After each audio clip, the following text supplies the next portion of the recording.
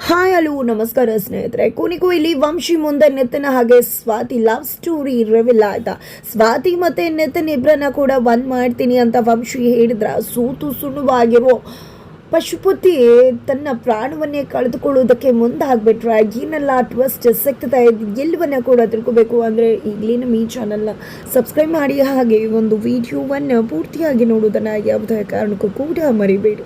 ಇಲ್ಲಿ ನಿತಿನ್ ಸ್ವಾತಿ ಮದುವೆ ಮುರಿಬೇಕು, ವಂಶಿ ಮತ್ತು ಸ್ವಾತಿ ಮದುವೆ ಮುರಿಬೇಕು, ಸ್ವಾತಿ ಬದುಕನ್ನು ಹಾಳು ಮಾಡಬೇಕು ಅಂತ ಯೋಚನೆ ಮಾಡಿದಂಥ ಪಶುಪತಿ ಸ್ವಾತಿ ಹಾಗೆ ನಿತಿನ್ ಲವ್ ಸ್ಟೋರಿಯನ್ನು ರಿವೀಲ್ ಮಾಡ್ತಾರೆ. ಆ ಒಂದು ರಿಸೆಪ್ಷನಲ್ಲಿ ದೊಡ್ಡ ಗಲಾಟೆನೇ ಆಗಿ ಹೋಗುತ್ತೆ. ಇಲ್ಲಿ ವಂಶಿ ಅಂತೂ ಈ ಪಶುಪತಿ ನೀನು ಏನು ಅನ್ನೋದು ನಂಗೆ ತುಂಬ ಚೆನ್ನಾಗಿ ಗೊತ್ತದೆ, ನೀನು ನನ್ನ ಹೆಂಡತಿ ಬಗ್ಗೆ ಈ ರೀತಿ ಹೇಳಿದ ಮಾತ್ರಕ್ಕೆ ಇದನ್ನೆಲ್ಲ ನಾನು ನಂಬ್ಕೋತೀನಿ ಅಂತ ಅನ್ಕೋಬೇಡ ಅಂತ ಹೇಳ್ತಿದ್ದಾರೆ. ಇಲ್ಲ, ನಾನು ಹೇಳ್ತಿರೋದು ನಿಜ, ಈ ಸ್ವಾತಿ ನಿತಿನ್ ಲವ್ ಮಾಡ್ತಾ ಇದ್ರು, ಈ ಮದುವೆ ಮುರಿಬೇಕು ಅಂತ ಹೇಳಿ ಪಶುಪತಿ ಹೇಳ್ತಾರೆ. ಆದರೆ ವಂಶಿ ಇಲ್ಲಿ ಪಶುಪತಿಗೆ ಅವಮಾನ ಮಾಡಿ ಅಲ್ಲಿಂದ ಕಳಿಸ್ತಾರೆ. ಈ ಕಡೆ ಸ್ವಾತಿ ನಿಜಕ್ಕೂ ಅಮ್ಮ ಎಲ್ರಿಗೂ ಕೂಡ ಅವಮಾನ ಆಗ್ತಿತ್ತು. ಆ ಪಶುಪತಿ ಏನೆಲ್ಲ ತೊಂದರೆ ಕೊಟ್ಟುತ್ತಾನೆ, ಈಗಲೂ ಕೂಡ ಬಂದು ಇನ್ನೇನು ಅವಾಂತರ ಮಾಡಬೇಕು ಅಂತ ಅನ್ಕೊಂಡ. ಆದರೆ ವಂಶಿಯವರು ಇದ್ದಿದ್ರಿಂದಾನೆ ಎಲ್ಲ ಕೂಡ ಸುಟ್ಟುಟಾಯ್ತು, ಇಲ್ಲ ಅಂದ್ರೆ ಇನ್ನೆಷ್ಟು ಅವಮಾನ ಆಗ್ತಿತ್ತು ಅಂತ ಹೇಳಿ ಸ್ವಾತಿ ಅನ್ಕೋತಾಳೆ. ಅಷ್ಟರಲ್ಲಿ ವಂಶಿ ಕೂಡ ಅಲ್ಲಿಗೆ ಬರ್ತಾರೆ. ವಂಶಿ ಬಂದದೆ, ನಿಮ್ಗೆ ಎಷ್ಟು ಥ್ಯಾಂಕ್ಸ್ ಹೇಳಿದ್ರು ಕೂಡ ಸಾಕಾಗೋದಿಲ್ಲ, ತುಂಬಾ ಥ್ಯಾಂಕ್ಸ್ ನಿಮ್ಗೆ ಅಂತ ಹೇಳಿ ಸ್ವಾತಿ ಹೇಳಿದಾಗ ಏನ್ರಿ ಮಾತಾಡ್ತಿದ್ರ, ನಾನು ನಿಮ್ಮ ಪರ್ಮಿಷನ್ ಇಲ್ಲದೆ ತಾಳಿ ಕಟ್ದೆ ಅನ್ನೋ ಕಾರಣಕ್ಕೆ ನೀವು ನನ್ನ ಮೇಲೆ ಕೋಪ ಮಾಡ್ಕೊಂಡು ಸಿಟ್ ಮಾಡ್ಕೊಂಡು ಬೈತಿರೇನೋ ಮಾತಾಡ್ತಿರೇನೋ ಅಂತ ಅನ್ಕೊಂಡು ಬಂದ್ರೆ ನೀವು ನೋಡಿದ್ರೆ ನನಗೆ ಥ್ಯಾಂಕ್ಸ್ ಹೇಳ್ತಿದ್ರ, ಯಾತಕ್ಕೋಸ್ಕರ ಥ್ಯಾಂಕ್ಸ್ ಹೇಳ್ತಿರೋದು ನೀವು ಅಂತ ಹೇಳಿ ವಂಶಿ ಕೇಳಿದಾಗ ಅದು ಏನಿಲ್ಲ, ನನ್ನ ಮತ್ತೆ ನಿತಿನ್ ನಡುವೆ ಏನೂ ಇದೆ ಅನ್ನೋ ರೀತಿಯಲ್ಲಿ ಪಶುಪತಿ ಅವರು ವಿಡಿಯೋ ಎಲ್ಲ ತೋರಿಸಿದಾಗ ನೀವು ನನ್ನ ಪರವಾಗಿ ನಿಂತು ಮಾತಾಡಿದ್ರಲ್ವಾ, ಅದಕ್ಕೋಸ್ಕರ ಅಂತ ಹೇಳಿ ಸ್ವಾತಿ ಹೇಳ್ತಾರ. ಖಂಡಿತ ಮಾತಾಡ್ಲೇಬೇಕಾಗತ್ತೆ, ಯಾಕಂದ್ರೆ ಅವ್ನು ಎಂಥವನು ಅಂತ ನನಗೆ ತುಂಬಾ ಚೆನ್ನಾಗಿ ಗೊತ್ತದ, ಅವನಿಂದ ನಾನು ಕೂಡ ಸಾಕಷ್ಟು ಅನುಭವಿಸಿದ್ದೀನಿ, ಆ ಪಶುಪತಿ ಏನು ಅಂತ ನನಗೆ ಗೊತ್ತು ಅಂತ ಹೇಳಿ ವಂಶಿ ಹೇಳ್ತಾರ.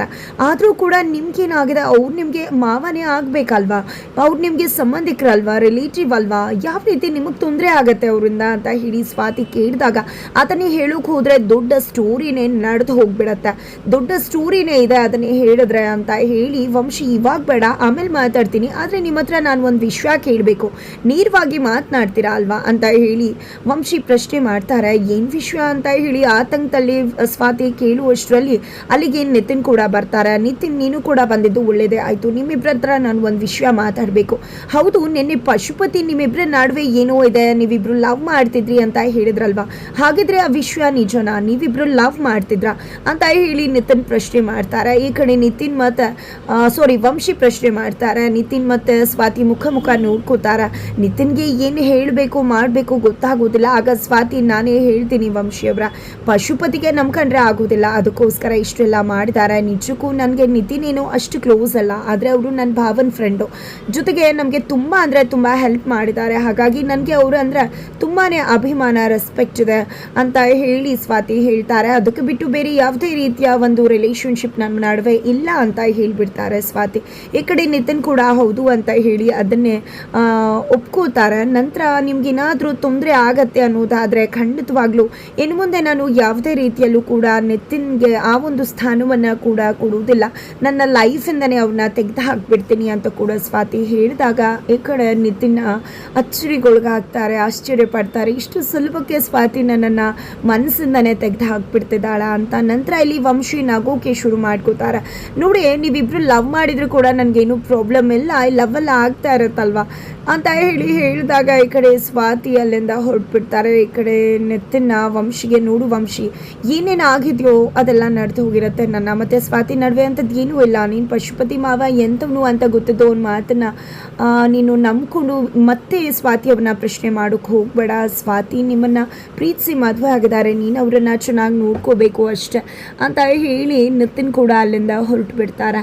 ಆದರೂ ಕೂಡ ವಂಶಿಗೆ ಇಲ್ಲಿ ಅವರಿಬ್ಬರ ಮೇಲೆ ಡೌಟ್ ಇದ್ದೇ ಇರತ್ತೆ.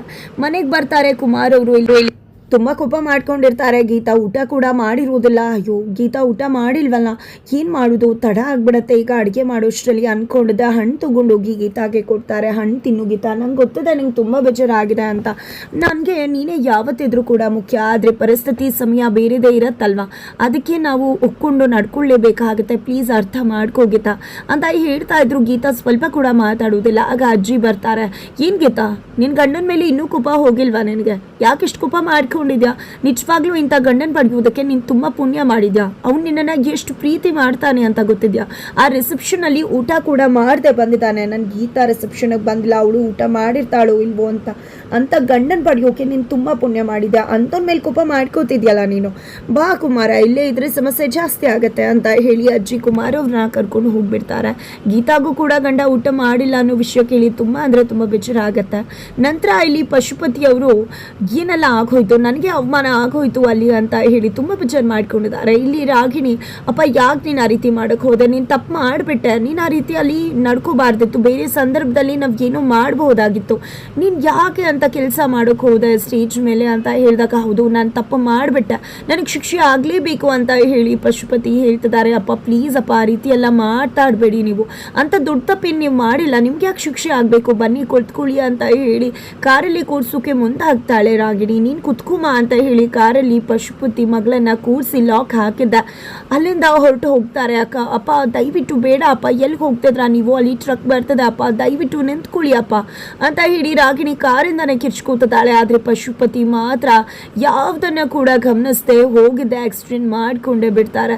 ಈತ ಕಡೆ ನಿತಿನಮ್ಮ ತುಂಬ ಹತ್ಕೊಂಡು ಕುತ್ಕೊಂಡಿದ್ದಾರೆ. ಅಮ್ಮ ಹೋಗ್ತಾರೆ, ಯಾಕೆ ಮಗಳೇ ಯಾಕೆ ಅಳ್ತಾ ಇದೆಯಾ ನೀನು ಅಂದಾಗ, ಪಶುಪತಿ ಅಣ್ಣ ನೀವು ಎಲ್ಲ ಹೇಳಿದ್ರು ಕೂಡ ಪಶುಪತಿ ಅಣ್ಣ ಹೀಗೆ ಅಂತ ಗೊತ್ತಿದ್ರು ನಾನು ಅವನ ಪರವಾಗಿ ನಿಂತ್ಕೊಂಡೆ, ಇವಾಗ ಅರ್ಥ ಆಗ್ತದೆ ನಾನು ಎಂಥ ತಪ್ಪು ಮಾಡಿದೆ ಅಂತ. ಇನ್ನು ಮುಂದೆ ಯಾವುದೇ ಕಾರಣಕ್ಕೂ ಕೂಡ ಪಶುಪತಿ ಅಣ್ಣನ ಮಾತು ಕೇಳಿ ತಪ್ಪು ಮಾಡುವುದಿಲ್ಲ, ದಯವಿಟ್ಟು ನನ್ನ ಕ್ಷಮಿಸ್ಬಿಡಿ ಅಂತ ಹೇಳಿ ಹೇಳ್ತಿದ್ದಾರೆ. ಇಲ್ಲಿ ರಾಧಾ ಅವರು, ಕೊನೆಗೂ ನಿನಗೆ ಪಶುಪತಿ ಅಂತವನು ಅಂತ ಅರ್ಥ ಆಯ್ತಲ್ಲ, ಒಳ್ಳೇದಾಯ್ತು, ಇದೇ ರೀತಿಯಾಗಿ ಮುಂದೆ ಪಶುಪತಿ ಒಳ್ಳೆಯವನಾದರೆ ಅಷ್ಟೇ ಸಾಕು ಅಂತ ಹೇಳ್ತಾರೆ. ನಾನು ಖಂಡಿತ ಅವನ ಜೊತೆ ಮಾತಾಡ್ತೀನಿ ಅಂತ ರಾಧಾ ಅವರು ಹೇಳ್ತಾರೆ. ಅಷ್ಟರಲ್ಲಿ ರಾಗಿಣಿ ರಾಧಾಗೆ ಕಾಲ್ ಮಾಡಿದ್ದೆ, ಅಪ್ಪಂಗೆ ಆಕ್ಸಿಡೆಂಟ್ ಆಗಿದೆ ಅಂತ ಹೇಳ್ತಾರೆ. ಈ ಮಾತನ್ನು ಕೇಳಿ ಇಡೀ ಮನೆ ಶಾಕ್ ಆಗತ್ತೆ. ನಂತರ ಇಲ್ಲಿ ಪಶುಪತಿ ಅವ್ರಿಗೆ ಆಕ್ಸಿಡೆಂಟ್ ಆಗಿರುತ್ತೆ, ಎಲ್ಲರೂ ಹೋಗಿ ನೋಡಿ ಮನೆಗೆ ಬರ್ತಾರೆ.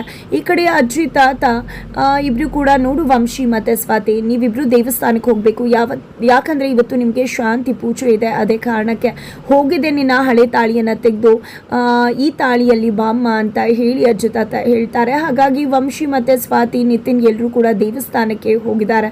ಆ ಒಂದು ದೇವಸ್ಥಾನದಲ್ಲಿ ಇಲ್ಲಿ ವಂಶಿ, ನೋಡು ಸ್ವಾತಿ ಈ ಒಂದು ತಾಳಿಯನ್ನು ನೀನು ಹಾಕಬೇಕಾಗಿದೆ, ಹಾಗಂದು ಮಾತ್ರಕ್ಕೆ ಆಮೇಲೆ ನಮ್ಮಮ್ಮ ಕೊಟ್ಟಿದ್ದ ತಾಳಿ ನಾನು ನಿನಗೆ ಹಾಕಿದ್ನಲ್ವ ಅದನ್ನು ಹಾಕಿಬಿಟ್ಟೆ, ಯಾಕಂದರೆ ಅದರಲ್ಲಿ ನನಗೆ ಎಮೋಷನ್ಸ್ ಇದೆ, ಆ ತಾಳಿಯನ್ನೇ ನೀನು ನನಗೆ ಕೊಟ್ಟು ಹೋಗಬೇಕಾಗತ್ತೆ, ಆ ತಾಳಿಯನ್ನು ಯಾವುದೇ ಕಾರಣಕ್ಕೂ ಉಂಡಿಗೆ ಹಾಕಬೇಡ ಅಂತ ಹೇಳಿ ವಂಶಿ ಹೇಳ್ತಿದ್ದಾರೆ.